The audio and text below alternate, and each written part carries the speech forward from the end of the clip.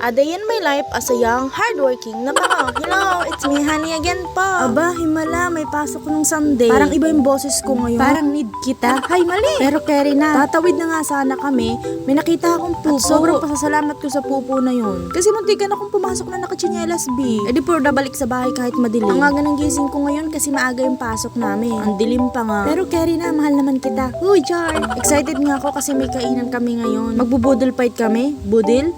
Kahit alin doon kung saan ka masaya. Basta ako masaya ako sa'yo. Huy, Char! Fast forward na lang kaya natin. Tara nang kumain. Oh, diba? Sabi sa'yo eh. Basta pagkain, mabilis to. Nagugas na din ako ng kamay kasi magkakamay tayo. Ang daming pagkain. Munti ka nang hindi maubos. Tas ang pangit pala ng pwesto ko at against the light pala. Eh, para na kami sasama kay San Pedro eh. Char! Pero salamat sa nag-video sa amin dyan ah. Basta kasi pagkain, wala ko nang pakialaman. Eh, pare-pares kami ditong gutom. Kaya hala, sige, kahit agaw eksena. Lamon ng lamon. Ang dami nga namin dalang pagkain kasi sabi daw baka kulangin. At mas masaya nga naman kung maraming pagkain diga. E di yun, kulang na lang ay puputok ang mga tiyan namin. Masaya naman. Busog. At sana maulit-ulit yung Sunday work. Uy, huwag palagi, baka masobrahan. Eh kung mamahalin mo na lang ako ng sobra-sobra, eh di why not? Char! Tapos na nga kumain ng mga bakla. Tara na ngang umuwi. At nakapila pang schedule ko pag uwi sa bahay.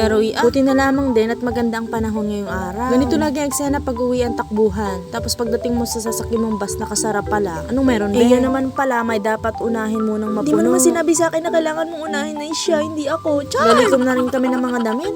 At parang inaalikabok na doon sa sampayan. Hirap nang walang yaya ah. Pero kung gusto mo ako maging yaya, why not? Hoy, Char! Lalaban na nga lang ako. At ayoko nga tumambak ang tubal namin. At sa tingin ko, yung dishwashing namin ay malapit na ding maubos. Pero yung pagmamahal ko sa'yo, hindi. Ha, Char! Bye-bye, ma!